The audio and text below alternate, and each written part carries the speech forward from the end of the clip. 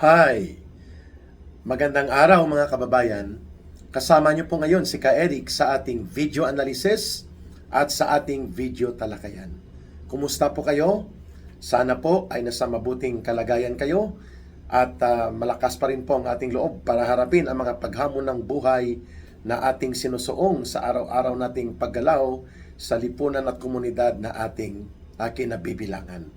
Mga kababayan, sa puntong ito, bibigyan po natin ng paglilinaw itong ginawang pagpapakalat ngayon all over the country ng wanted list as if sila na ang mga worst criminals na si Saldico at iba pang mga sapsap at butete.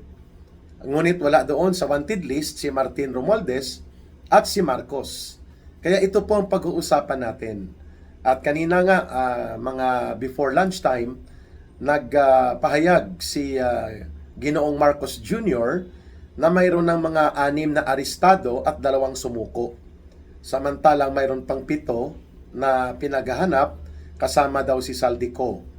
At pinadalhan ako ng classmate ko na nasa security sector din po at binanggit niya na nasa manhunt stage at next week baka magpalabas pa ng bounty o patong sa ulo laban kay Saldico at sa iba pang hindi sumusuko.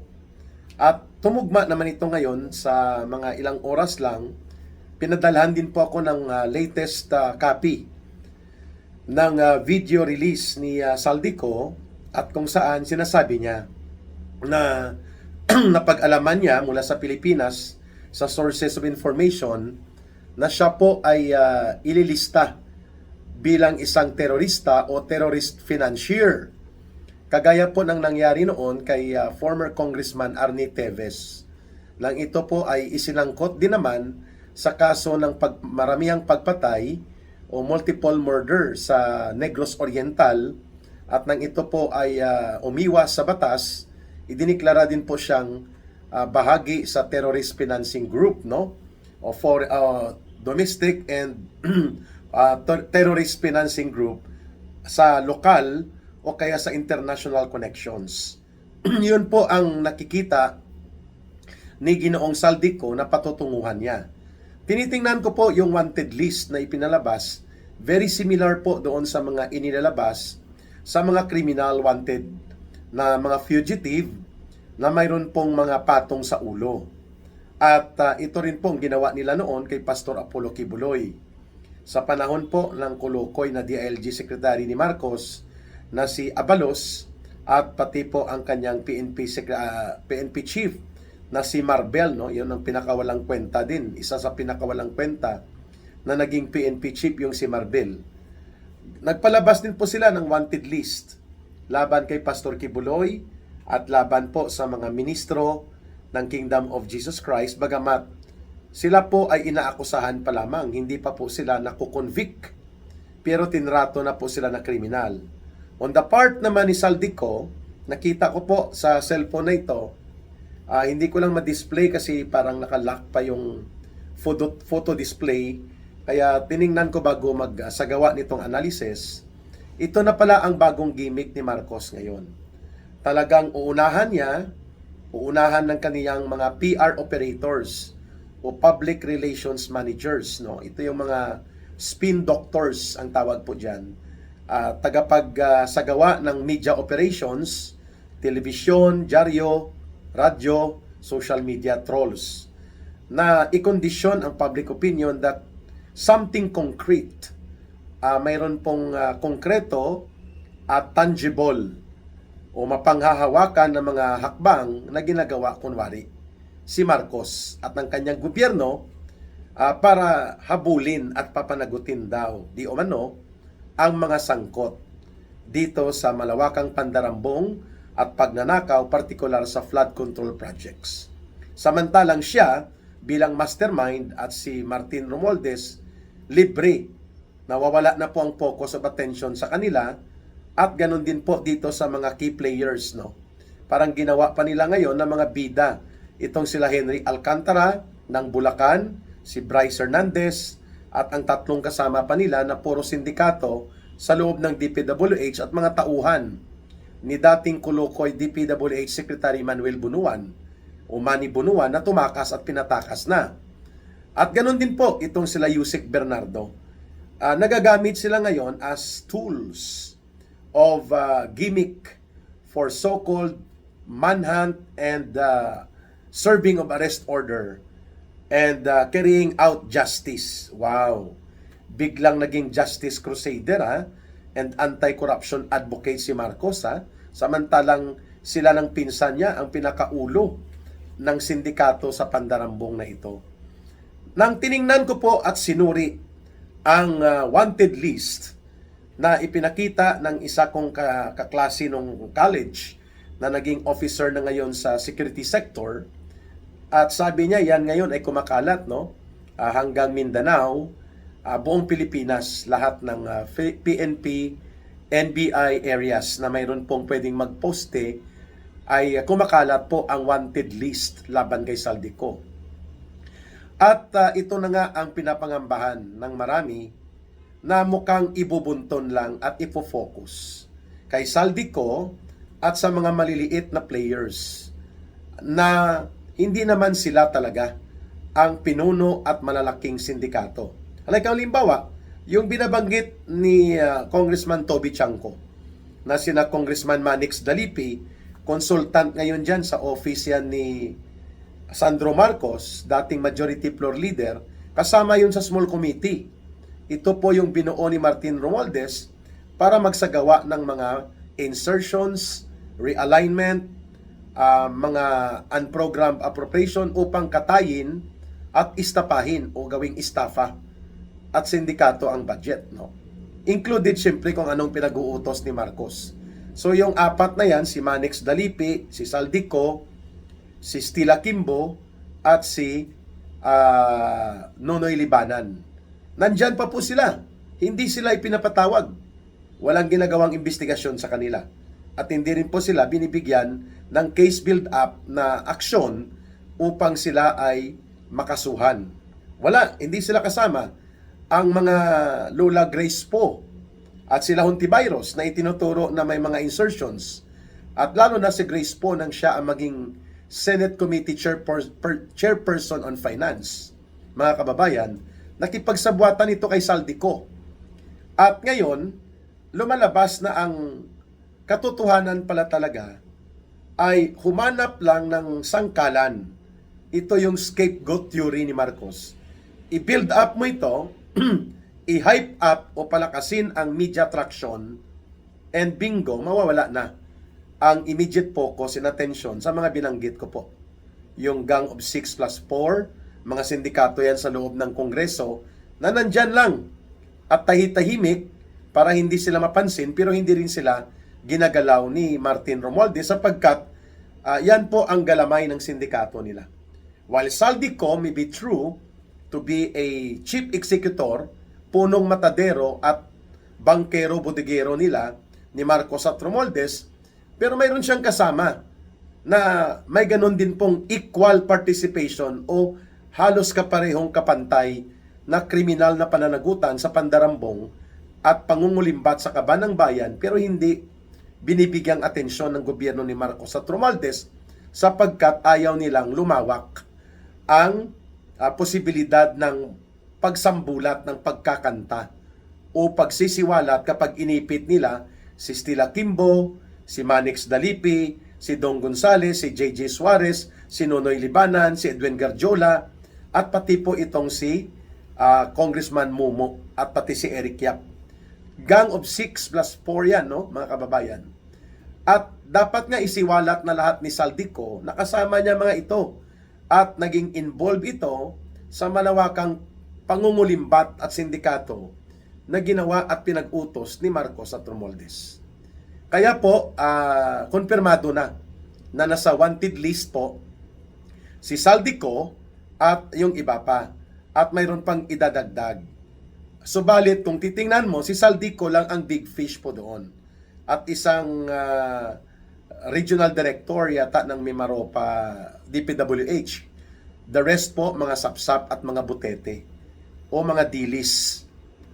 Hindi po sila ang pinaka-sentrong galamay kung paano isinagawa ang sistematiko, organisado at malawakang pagnanakaw na mula pa 2025, 2023, 2024, 2022 pala ay nandyan na. Ngayon sa video na inilabas po ni Ginoong Saldico, nangangamba siya na papatayin siya abroad o kung saan man siya mapadpad sa pagtatago niya ngayon sapagkat ang kanyang pamilya dito sa Bicol ay pinapasabihan na ng isang kongresista sa party list na asawa ng isa sa mga mastermind, alam niyo na yon, na may mangyayaring masama kay Saldico kapag hindi siya tumigil sa kanyang pagsisiwalat. Ngayon, ang lahat daw ng komunikasyon ni Saldico ay dumadaan dito kay Congressman Garbin. Ito yata ngayon ang nakatayong leader ng Ako Bicol Party List at minomonitor na rin ang communication line ni Congressman Garbin. At ito nga ang isiniwalat ni Saldico that he believes that in the next few days or in the succeeding weeks ay idideklara siyang terrorist financier o involved o nasasangkot sa terrorism financing.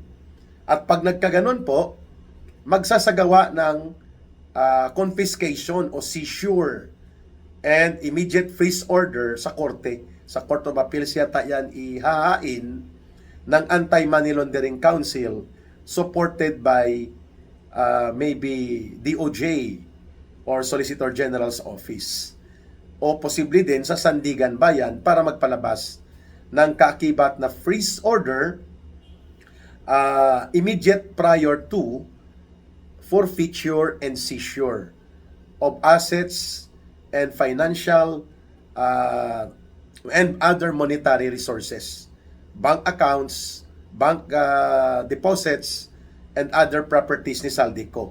Yun po ang patutunguhan yan, mga kababayan. Bagamat yan po ay isang makatarungan na proseso, hindi po yon pwedeng makaisang panig na kay Saldico lang.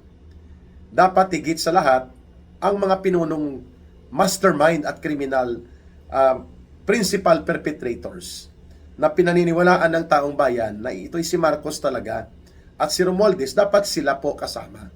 O inuna nga dapat sila at hindi sila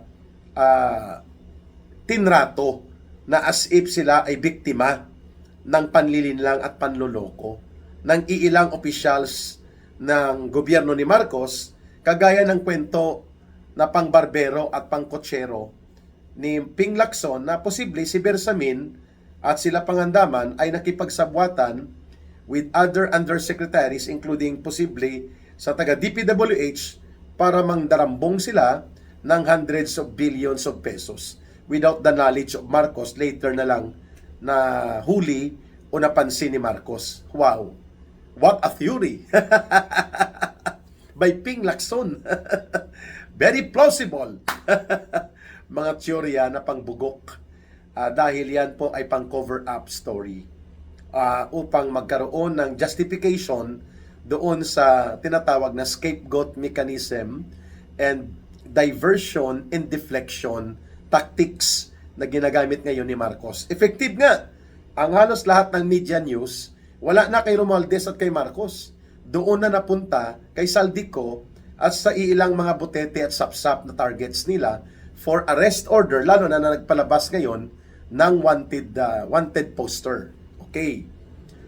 Gaano katotoo po itong pangamba ni Saldico sa kanyang buhay, lalo na pag idineklara siyang terrorist financier o tagapagbigay ng suportang pinansyal sa terorismo sa Pilipinas, at kung kaya siya umiiwas sa batas ay kung bakit ginawa niya ang pangungulimbat sa kaban ng bayan, the theory of Marcos, at ito yata ang ipupursu ng kanyang ICI o yung tinatawag na Independent Commission for Infrastructure, ay susundan nila na si Saldico nagre-raise ng pondo para sa mga acts of terrorism to sabotage the government, kung kaya niya ginawa ang pangungulimbat. Yan ang kanyang teorya na ginamit ni Marcos at Romualdez laban kay Arnie Teves sa Negros Oriental nang umiwas sa kamay ng batas si former Congressman Arnie Teves. Ang pagtingin ko po personally, na-achieve ni Marcos ngayon ang tactical advantage na magkaroon ng diversion, deflection, and scapegoat focus kay Saldico, lalo na dito sa pagsasagawa ng mabilisan, lightning speed na pag-issue ng warrant of arrest at pati ang pagpapakalat ng wanted posters laban kay Saldico. At susundan pa ito ng hakbang na ipapadeklara si Saldico na sangkot sa pagbibigay suporta, pinansyal at resources sa terrorism sa Pilipinas. Ayun. Kaya hindi rin malayo ang katotohanan that Saldico will really be assassinated or siya talaga ay ipa-job hire. No? Pag sinabing job hire sa mundo ng mga underworld, yan po ay contract killing. So kapag i-job hire si Saldico, nakakontrata na siya. Pwedeng palalabasin lang na siya po ay nabangga ng kotse o nahulog sa building o kaya nalunod sa swimming pool. Those are plausible and highly possible scenarios of assassination doon kay Saldico, kaya niya ibinulgar ito. Ngayon sa latest video niya, ipinakita po niya kung papaano ang pag-uutos ni Romualdez na 2022 pa lang, that was July, nagbigay na ng kota si Sir Martin Romualdez kay Saldico, according sa kanyang video revelation sa araw na ito, na dapat 2 billion pesos per month ay mayroong remittance si Saldico. Kung saan nila kukunin yan, bahala siya. Basta bibigyan siya ng authority and protection. At yan ay 1 billion kay Marcos, 1 billion kay Romualdez. Monthly. O kaya, pwede namang buo every 2 months. That means 4 billion pesos. Kaya napilitan sila Saldico at ang small committee na katay-katayin ang mga pundo at magsagawa ng mga ghost project operations. Siyempre, hindi po tayo maniniwala na walang napunta kay Saldico dahil siya ang budegero, bankero, tagapagkolekta at siya ang nagpapa-facilitate ng distribution. Pero kapanipaniwala din ang isang anggulo na binabanggit niya na ang 2 billion quota na ibinigay ni Marcos o ni Romualdez sa kanya ay quota para kay Marcos at kay Romualdez. Kasi sisingaw po yon kung kay Romualdez lang. At kung mapapansin nyo, hindi nga ginagalaw at hindi binabanatan ni Marcos si Romualdez. At dahil dyan, malamang sa tumutugma sa katotohanan na ang utos ni Marcos kay Romualdez gumawa ng diskarte para hindi halata sa budget kukunin at ipapalusot na kunwari may proyekto. Pero karamihan, ghost projects. At ang pinakamadali, the most convenient na madaling itago, lusutan at i-manipulate, flood control projects. Kasi halos buwan-buwan, dinadalaw tayo ng bagyo at inuulan at binabaha ang maraming bahagi ng Pilipinas, kung kaya maganda ang flood control projects. Kaya naman hindi nakakapagtaka na sa loob po ng 2023, 2024, and 2025, mahigit 4,000 flood control projects ang inaprubahan ni Marcos na ma-implement at karamihan dito chargeable to unprogrammed appropriations. Ibig sabihin po, kinukuha na ng pundo mula sa pangungutang, mula doon sa pagkuha ng mga savings ng government-owned and controlled corporations o mga bagong buwis na ipinapasa ng gobyerno. Ito po ang nangyari kung bakit nawawala ang 107 billion pesos sa Philippine Deposits Insurance Corporation, ang 60 billion pesos sa PhilHealth, at iba pa na pati ang gold reserve na pinagbintahan, which is considered as a new generation of revenue, hindi na rin may paliwanag kung nasaan. Malamang po ito ang ipinundo sa unprogrammed appropriations kung saan si Marcos mismo ang nagmaniobra na iparelease ang 4,000 flood control projects na karamihan mga ghosts ito. Iyan ang binubulgar ngayon ni Saldico. Nasa Bulacan flood control projects alone, malamang ay 75% minimum ghost projects. Wala talagang flood control pero nandun pong pera. almost 57 billion pesos. At tama nga na idinideliver po ang partida na ito at katayan ng mga partida doon sa Valle Verde o kaya doon sa condo unit niya sa parking area sa Horizon, sa BGC sa Taguig, dyan sa may Shangri-La property. Ito ngayon ang picture na pinakita ni Saldico. Mayroon pa po siyang parang ledger, listahan kung papaano ang mga deliveries at projects. At inuulit niya dito sa video. This is on top of the 100 billion pesos ordered by Marcos specifically through Pangandaman and then ibinaba kay Saldico at binerify kay Romualdez at pati sa kay Adrian Bersamin at kay Jojo Cades na sila nagpa-release ng envelope na papel na yon, nasa brown envelope, leather brown envelope, galing kay Marcos ang utos. So, may 57 billion na pinaghatian nila Marcos at Romualdez, malamang mayroon din dyan si Saldico. Ang estimate ko nga personally, 22 billion or 25 billion kay Marcos, 25 billion kay Martin Romualdez, may 6 billion pa rin si Saldico. Hindi rin pwedeng wala ang iba pa. Ang sina Alcantara, sina Yusek Bernardo. So, magpalagay natin mga 20 billion ang malinis kay Marcos, 20 billion din kay Romualdez. Sa Bulacan, flood control na pangungulimbat pa lang ito. And again, uulitin ko ang banggit ni Saldico, this was on top of the 100 billion pesos na exclusively in-insist ni Marcos na ipa-insert as budget sa DPWH basta yun ang gusto niya at i-deliver ang 25 billion share niya sa SOP.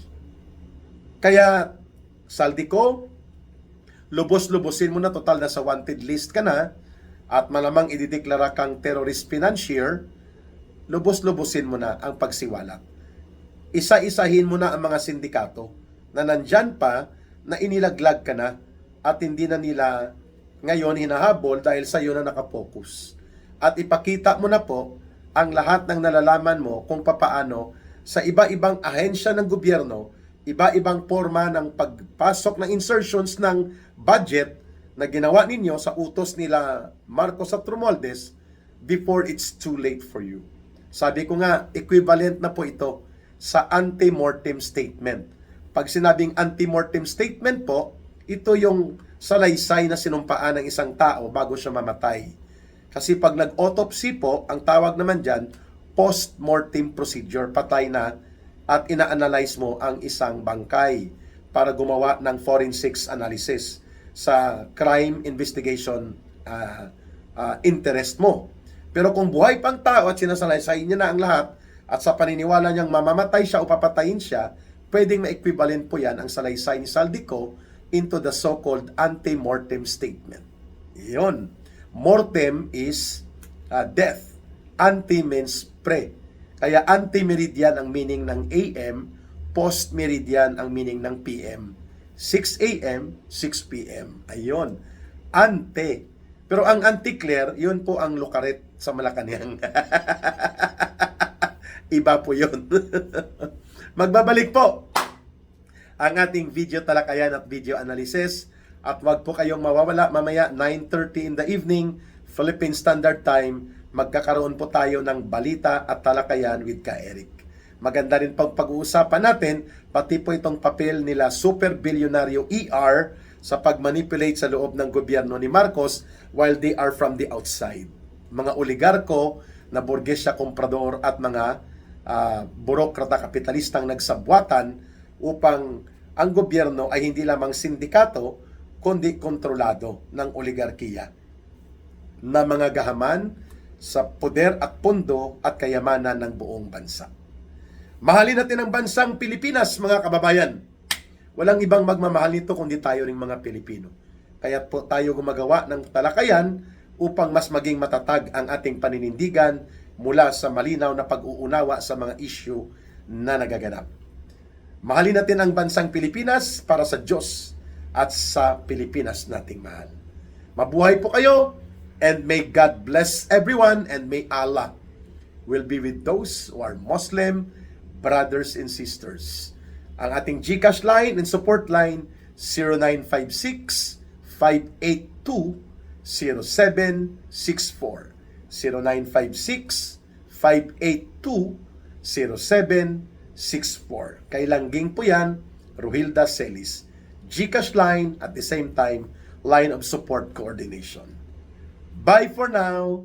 Mabuhay ang sambayanang Pilipino.